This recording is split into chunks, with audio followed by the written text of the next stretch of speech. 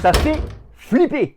Non, il faut être réaliste. Quand on est designer graphique, les intelligences artificielles et leur capacité à créer des logotypes, ça peut vraiment remettre en question ce que l'on fait et comment on le fait auprès de nos clients. Et quand on voit comment Ideogram et Midjourney nous donnent finalement des logotypes qui sont parfois des choses qui peuvent sembler être intéressantes, c'est à remettre en question parfois même notre créativité, notre savoir-faire et notre capacité à vendre finalement toujours des prestations d'identité visuelle et de création de logotypes. Peut-être que toi, il y a quelques mois, tu te disais que tu allais performer dans cette direction parce que beaucoup de designers le font, ils se spécialisent en identité visuelle et c'est ce qui leur permet d'avoir un point d'entrée pour avoir du coup d'autres projets derrière, ce qui est une belle stratégie au passage. Mais aujourd'hui, quand tu vois comment fonctionnent les IA, tu t'es peut-être dit, ça sert peut-être plus à rien, nos clients vont prendre les IA pour faire leur logotype. Eh bien, c'est vrai et en même temps, c'est pas vrai. Pourquoi ? Parce qu'en vrai, ton objectif en te spécialisant dans un secteur, dans la création d'identité visuelle en particulier, ne vient pas de juste avoir envie d'être meilleur que tout le monde. J'imagine que ton objectif, c'est aussi d'augmenter tes prix et de proposer plus de valeur, donc un tarif plus important, un package plus important à tes clients pour mieux vivre de ton activité et puis éviter de passer 35 heures à faire un logo avec 35 allers-retours qui te font gagner que 300 balles.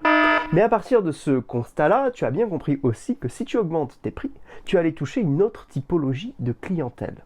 Et c'est là où finalement on a un vrai intérêt à comprendre que finalement les IA sont juste une aubaine pour scinder le marché entre ceux qui veulent utiliser l'IA en tant que juste générateur d'idées et juste simplement une IA qui est là pour nous aider à trouver de nouvelles choses, mais pas forcément pour aller sur du premium, et de l'autre côté des IA qui vont nous permettre de générer des idées, mais pour aller chercher une nouvelle clientèle premium. Donc dans le marché de l'identité visuelle d'entrée de gamme, c'est-à-dire de 50, 100, 200 et peut-être jusqu'à 1000 euros, eh bien certainement les intelligences artificielles vont faire du mal et vont faire du ménage. Pourquoi ? Parce que les entrepreneurs qui veulent payer ce genre de montant pour leur identité visuelle, c'est-à-dire des montants d'entrée de gamme, il faut se le dire, entre 50 jusqu'à 1000 euros, ce sont des montants d'entrée de gamme. Et bien finalement, cette partie-là du marché va tendre à finalement s'estomper, voire même disparaître à cause des IA ou peut-être grâce aux IA. Parce que la nouvelle opportunité, justement, ce n'est plus de se positionner sur ce marché d'entrée de gamme où ce que vous vendez est juste simplement relié à une prestation d'orientation technique, une prestation d'orientation « je veux un logo ». Vos clients qui vous demandent des prestations à 300 euros sont des clients qui veulent simplement un beau logo, simplement potentiellement une belle identité visuelle. Mais ce qu'ils recherchent chez vous, ce n'est pas de la réflexion, mais c'est simplement de la technicité. Et vous avez peut-être déjà vu d'ailleurs certains clients vous dire quoi faire concrètement et limite vous prendre la main sur vos planches Illustrator.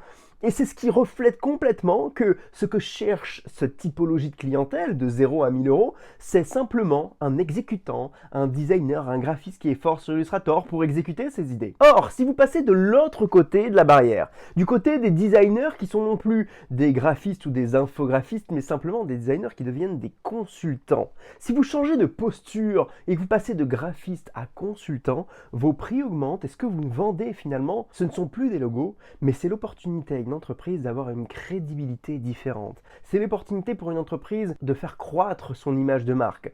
Et finalement, quand on pense comme ceci et quand on pense à la problématique que résout notre logotype, eh bien on pense différemment et on peut se permettre d'augmenter nos tarifs. Alors, dans cette optique-là, est-ce que vous pensez que les entrepreneurs qui pensent de cette manière-là vont remonter leurs manches pour aller créer leur propre logo dans des intelligences artificielles ? La réponse est non.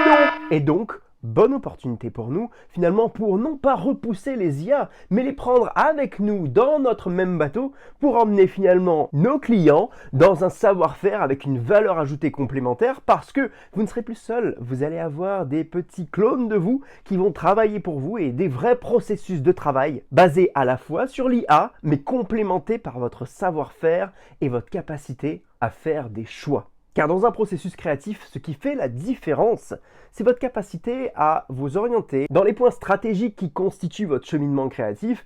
Par exemple, au moment où vous avez créé plein de logotypes et que vous devez faire un choix sur certains logos à présenter aux clients. Par exemple, quand vous avez 2-3 déclinaisons de logotypes et qu'il faut faire un choix sur l'une plutôt que l'autre. C'est là où finalement l'intelligence artificielle ne pourra pas le faire pour vous, Par contre, elle sera un bel atout et un bel acquis pour générer de nouvelles idées et faire face au syndrome de la page blanche. Maintenant, comment guider ces IA et puis finalement comment s'en servir à bon escient pour avoir le meilleur rendu possible en termes de création de logotypes? Ce genre de questions, on y répond dans mon groupe Facebook des Logo Designers 3.0.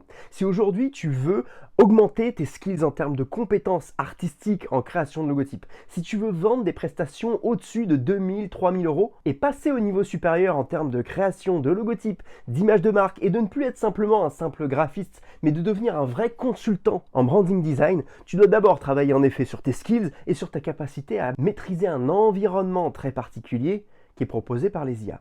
Eh bien, c'est l'objet d'un des guides que j'ai créé directement dans le groupe Facebook des Logo Designers 3.0 que tu pourras retrouver directement en t'inscrivant sur cette page. Je t'explique tout de A à Z et tu vas pouvoir connecter avec une communauté de designers qui se posent les mêmes questions que toi et qui parfois ont atteint des paliers que tu voudrais atteindre, à savoir vendre des logotypes parfois au-dessus de 3, 4, 5, même voire 6 000 euros le logotype. Je te laisse cliquer juste en dessous pour obtenir plus d'informations pour rejoindre ce groupe. À très vite.